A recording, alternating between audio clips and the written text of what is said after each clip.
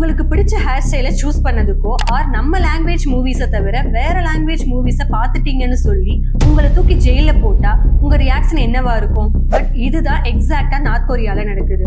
Internet, mobile usage, transportation, religious activities, media, இன்னும் ஏன் சாதாரணமா நம்ம ஃபேமிலி மெம்பர்ஸ் கூட பேசுறதுக்கும் பல ரெஸ்ட்ரிக்ஷன்ஸ் நார்த் கொரியால இருக்கு. இதெல்லாம் டீடைல்டா பார்ட் 1 வீடியோல பார்த்தோம். நவ் லெட்ஸ் see லாஸ்ட் வீடியோல பார்த்த இவ்ளோ ரெஸ்ட்ரிக்ஷன்ஸும் எப்ப எங்க இருந்து யாரால ஸ்டார்ட் ஆச்சு? 2011ல இருந்து இப்ப வரைக்கும் நார்த் கொரியாவை ரூல் பண்ணிட்டு இருக்கிறது கிம் ஃபேமிலியோட 3rd ஜெனரேஷன் கிம் ஜாங் உன். இவருக்கு முன்னாடி இவரோட அப்பா கிம் ஜாங் இல் அண்ட் இவரோட தாத்தா கிம் இல் சங் தொடர்ந்து பரம்பரையா ரூல் பண்ணிட்டு வர்றாங்க.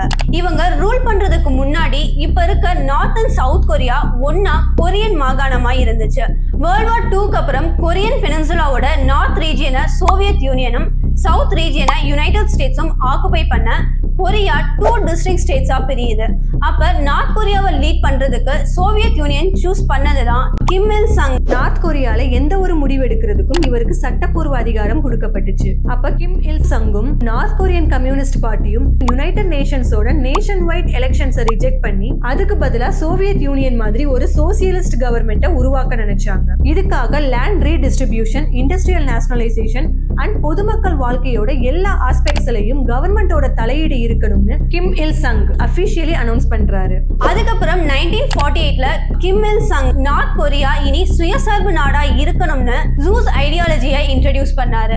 இது மூலமா அவரோட நாட்டை வெளி உலகத்துல இருந்து ஐசோலேட் பண்ணி மொத்த நாட்டோட கண்ட்ரோலையும் கிம் ஃபேமிலிக்கு கீழே கொண்டு வந்தாரு. பிரைவேட் ப்ராப்பர்ட்டி அண்ட் மீடியான்னு எல்லாத்தையும் அவரோட கட்டுப்பாட்டுக்கு கொண்டு வந்து அவரை சுத்தி ஒரு ஆளுமையை உருவாக்குனாரு. இத பத்தாதுன்னு கிம் சவுத் கொரியாவையும் ஆக்குபை பண்ண நினைக்க இதனால 1950ல ஸ்டார்ட் ஆனதுதான் கொரியன் வார். 3 இயர்ஸ்க்கு கண்டினியூஸா நடந்த இந்த வாரால சவுத் அண்ட் நார்த் கொரியா ரெண்டு தரப்பும் மிலிட்டரி பவர் அண்ட் பினான்சியலி பலமா அடி வாங்கி கடைசியில வார ஸ்டாப் பண்றாங்க.